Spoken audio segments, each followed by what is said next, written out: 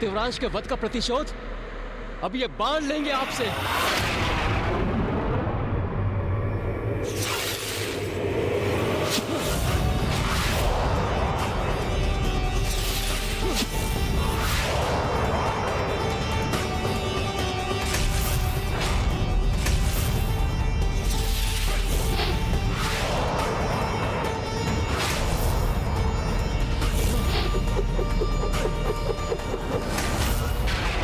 मेरे बाणों से अपना बचाव कैसे कर रहे हैं ये?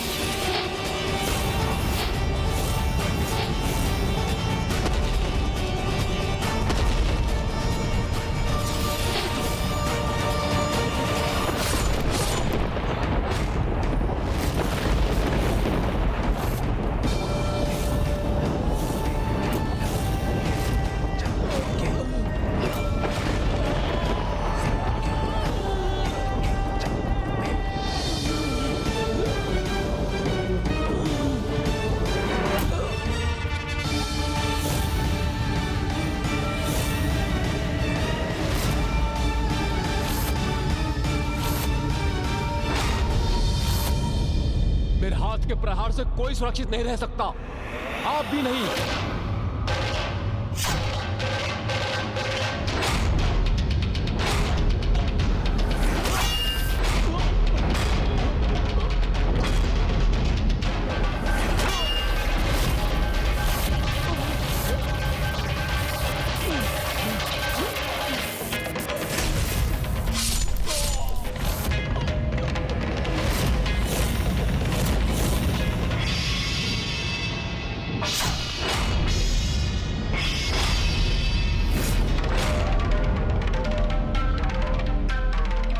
भ्राताओं की ऐसी दुर्दशा की आपने, तो उसका दंड तो आपको भुगतना ही होगा।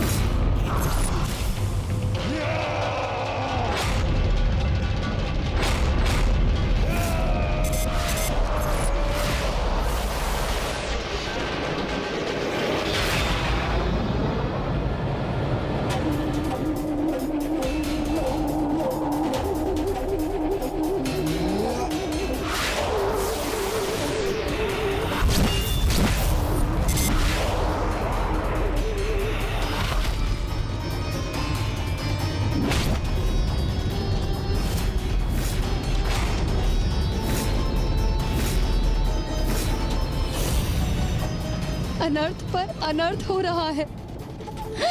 एक एक करके हमारे सारे पुत्रों का वध कर रहे हैं महादेव, और हम इसी प्रकार इस अवस्था में मात्र शोक मनाने के लिए विवश हैं। मेरे भ्राताओं से युद्ध करने हेतु आप 1 से 5 में परिवर्तित हो गए, किंतु मैं एक ही आपके लिए पर्याप्त हूं। अब देखिए मेरी गर्जना का प्रकोप कैसे आपको आहत करता है।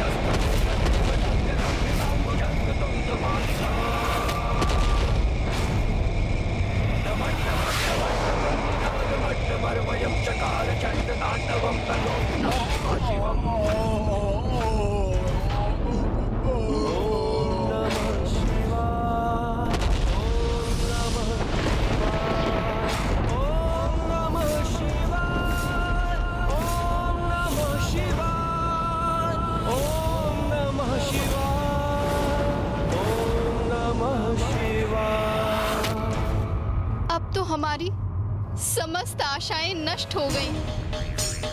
हमारे पुत्र बलधर और गर्जन भी मृत्यु को प्राप्त हुए।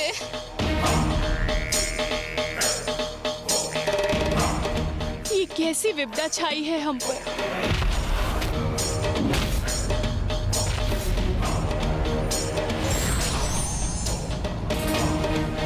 अब हम क्या करेंगे? हमारे समुद्री पाताल को कैसे सुरक्षित करेंगे? कैसे रोके हम उन्हें श्री हरि नारायण तक पहुंचने से?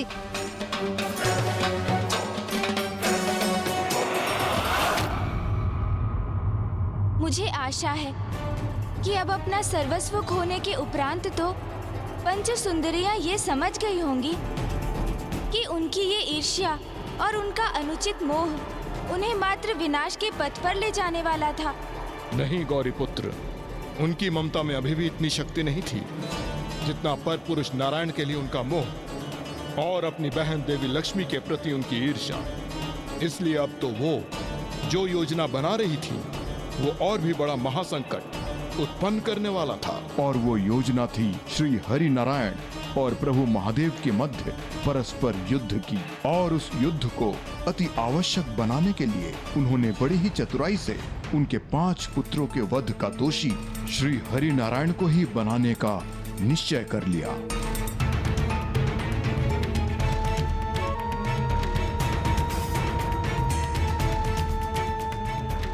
पुत्र तो हम पुनः प्राप्त कर लेंगे प्रभु से, किंतु प्रभु श्री हरि को खोना हमें कदापि स्वीकार नहीं। ये तो तभी संभव है जब श्री हरि नारायण महादेव से युद्ध करें और उन्हें परास्त करके वापस लौटने के लिए विवश कर दे। किंतु ये कैसे संभव है? ऐसा ही हुआ है प्रभु। और ये आपके ही कारण हुआ है। मेरे कारण? हाँ प्रभु, आप ही के कारण। जिनका आपने अतिथि रूप में सत्कार करने को कहा था, उन्होंने ही आपके पुत्रों को बड़ी निर्ममता से संहार किया है प्रभु। जिनको आपने इतने मान और सम्मान से द्वार तक छोड़कर आने का आदेश दिया था, उन्होंने ही आपके पुत्रों को मृत्यु के द्वार पर धकेल दिया। जिनकी प्रशंसा में आपने उन्हें दिव्य महायोगी पुकारा था, उन्होंने ही हमसे हमारा मातृत्व सुख छीन लिया। हम पांचों के मातृत्व का ही नहीं प्रभु, अभी तो संपूर्ण पाताल लोक के सैनिकों का वध कर अनेकों माताओं को संतानहीन कर दिया है प्रभु। आपके उस अतिथि ने असंख्य सुहागनों की मांग उजाड़ दी है और अब उसका प्रतिशोध एकमात्र आप ही ले सकते हैं। हाँ प्रभु, एकमात्र आप ही हैं जो दोषी को दोष का दंड दे सकते हैं।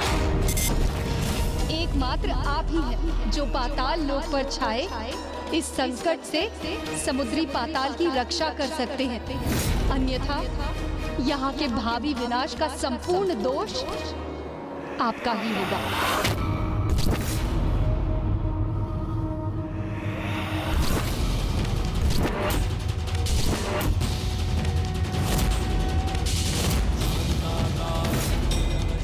असंख्य सुहागनों की मांग उजाड़ दी है और अब उसका प्रतिशोध एकमात्र आप ही ले सकते हैं, जो दोषी को दोष का दंड दे सकते हैं। जिसने हमारे समुद्री पाताल को विनाश की ओर धकेल दिया, उसे अपनी मृत्यु का सामना करना होगा।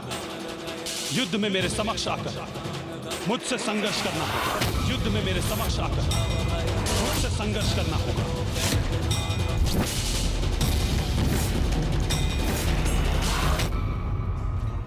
जो कि श्री हरि नारायण के पुत्र उन्हीं के अंश से जन्मे हैं, इसलिए मृत्यु पश्चात उन्हें स्वयं में समाहित कर मुक्ति प्रदान करना ये भी मेरा ही दायित्व है।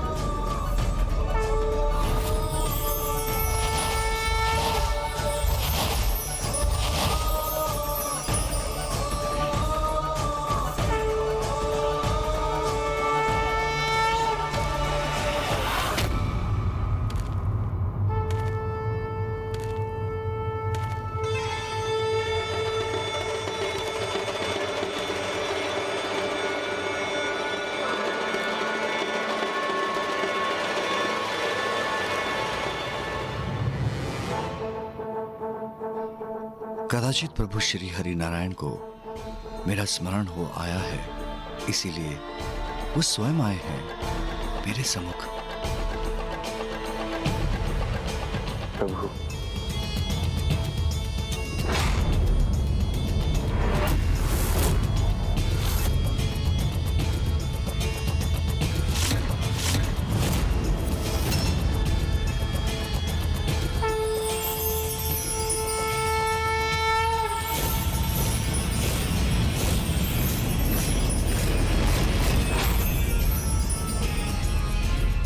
प्रभु श्री हरि नारायण मेरे आराध्य युद्ध करना चाहते हैं मुझसे।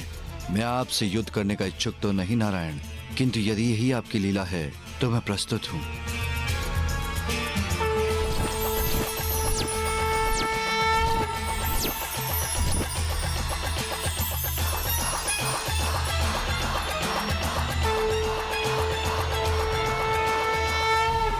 स्वयं जगत पिता के समक्ष उनसे युद्ध करने को तत्पर थे।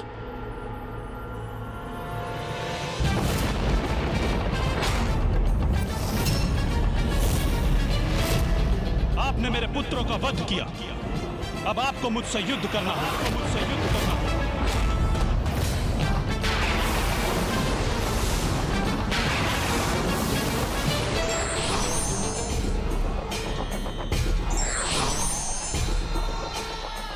मैं आपसे युद्ध करने का इच्छुक तो नहीं नारायण, किंतु यदि यही आपकी लीला है तो मैं प्रस्तुत हूं।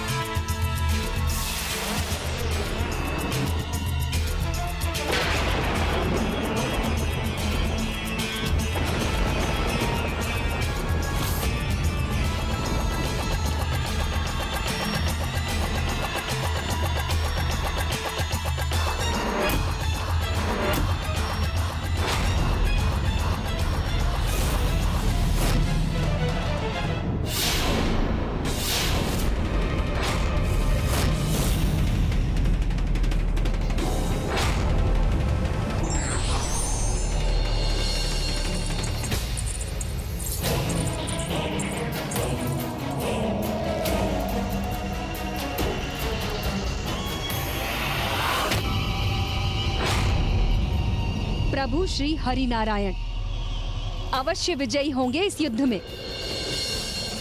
हमारे पुत्रों के वध का प्रतिशोध लेंगे वो। स्वामी पराजित करेंगे महादेव को, अर्थात इस युद्ध का तो एक ही परिणाम संभव है, प्रभु सदा के लिए हमारे हो जाएंगे।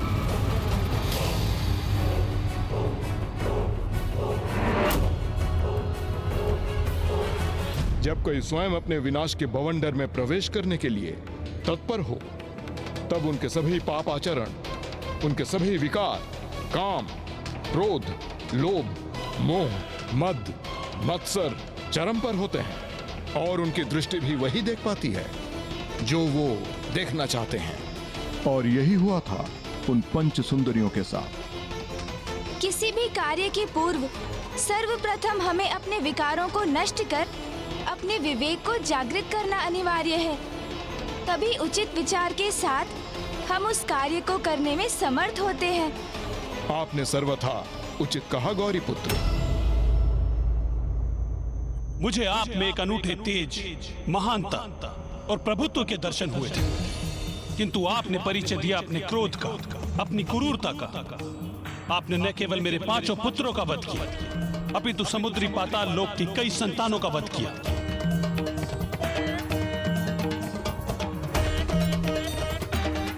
मैं ना तो यहाँ युद्ध करने आया था और ना ही अपने क्रोध से किसी का वध करने। मैं तो यहाँ मात्र आपको आपके उचित स्थान लौटाने आया था। मेरा उचित स्थान? मेरा उचित स्थान तो वही है जहाँ मेरी सहभागिनियां, जहाँ मेरे 5 पुत्र थे जिनका आपने वध किया। उनका अंत मैंने नहीं किया। ये तो उनके कर्मों की पुकार थी कि उन्हें कठोर दंड प्राप्त हुआ, जिस दंड के वो भागी बने। उचित है। यदि उनके कर्मों की पुकार उनके दंड का कारण बनी, तो मेरे अंतरात्मा की पुकार मेरे प्रतिशोध का कारण बनी।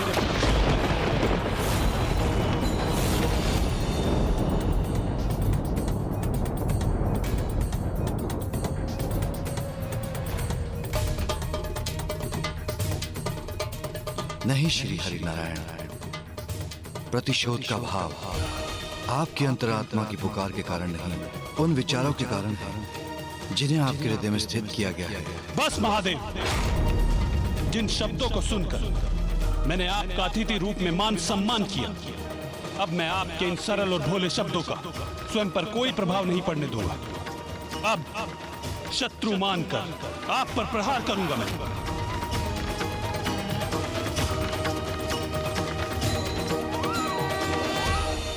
अब वही होगा जो हम चाहते हैं।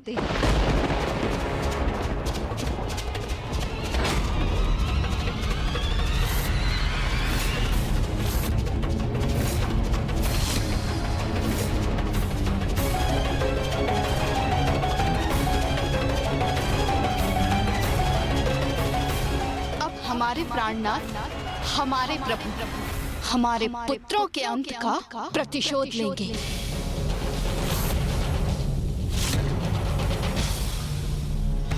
कदाचित मेरे शब्द इसलिए आप तक नहीं पहुंच रहे हैं क्योंकि आपके द्वारा दिए गए वरदान ने आपकी स्मृतियों को अभी भी बाधित कर रखा है, किंतु ऐसी कोई बाधा नहीं जो मेरे डमरू के नाद को आप तक पहुंचने से रोक सके। मैं आपकी पूर्व स्मृतियां अवश्य जागृत करूंगा नारायण।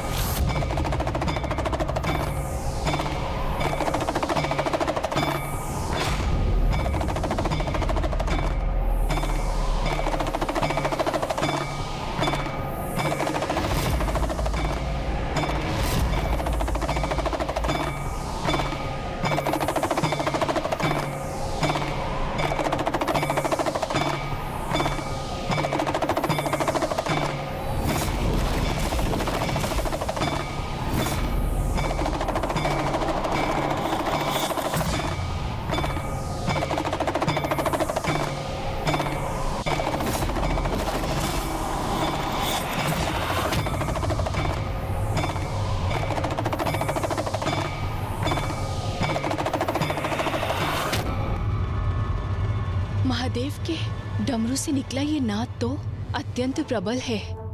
कहीं ऐसा ना हो उसका श्रवण कर प्रभु की स्मृति लौट आए। तब तो हमें प्रभु को महादेव की इस युक्ति से रक्षित करना होगा।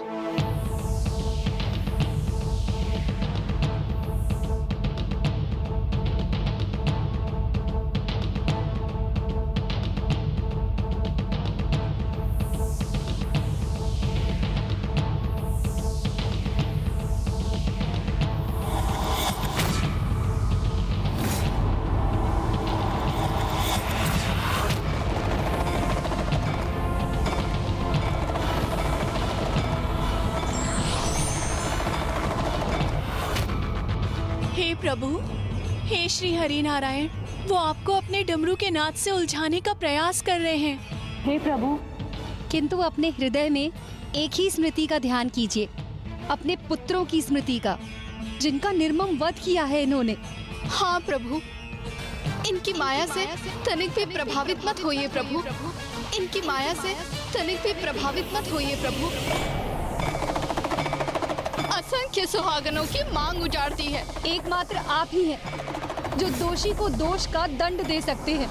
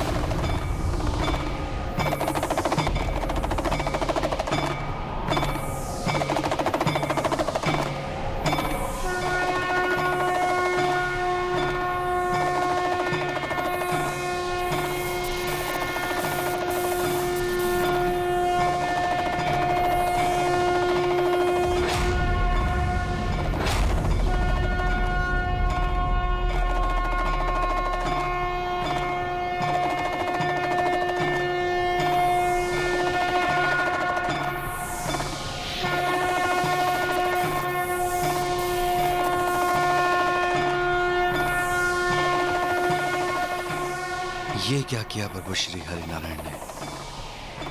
आपने शंखनाद से मेरे डमरू के स्वर को स्वयं तक पहुंचने से क्यों रोक दिया?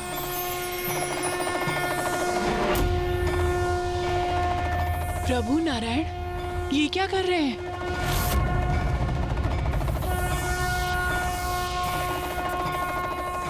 अपने शंखनाद से क्या करना चाहते हैं वो?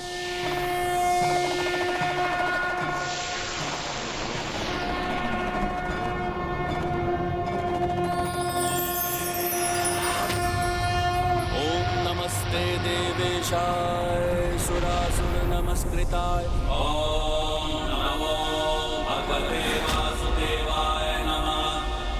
ओम नमो भगवते वासुदेवाय नमः। लोक्य प्रभवेश्वराय हराय हरिनेत्राय युगान्तकरणायानलाय ओम नमो भगवते वासुदेवाय नमः। महादंशिणे कालाय महेश्वराय पुष्पदंताय विभागाय मुखाय सर्वहराय ओम नमो भगवते वासुदेवाय नमः। ओम नमो नमः।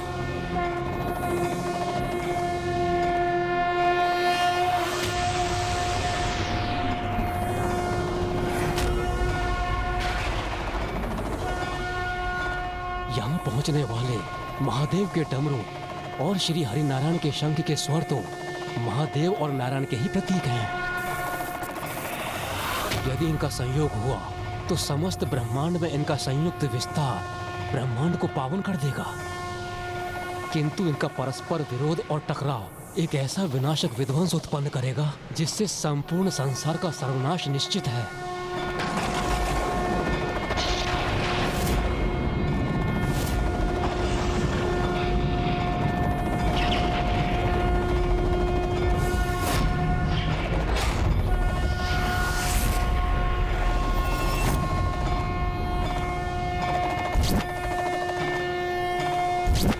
महादेव के डमरू और स्वामी के शंखानाद एक साथ, अर्थात ये तो बड़े ही आनंद की बात है कि प्रभु महादेव स्वामी को ढूंढने में सफल हुए।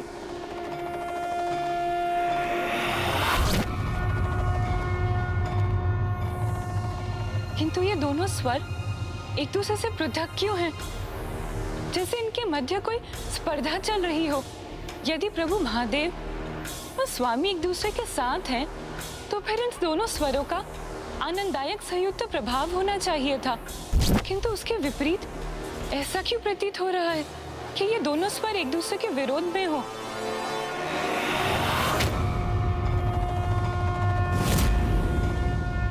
इसके पूर्व की स्थिति नियंत्रण से बाहर हो जाए।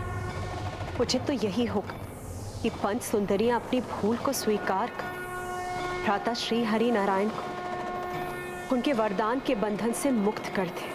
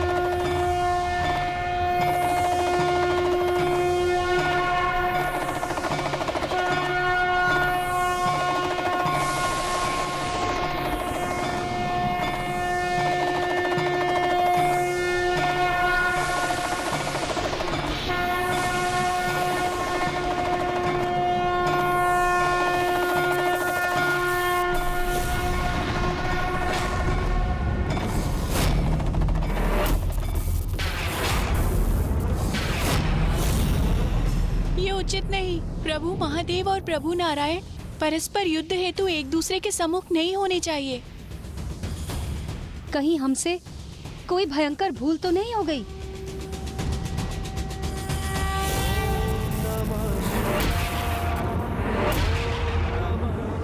अपितु स्वयं महादेव ही महादेव के सम्मुख है।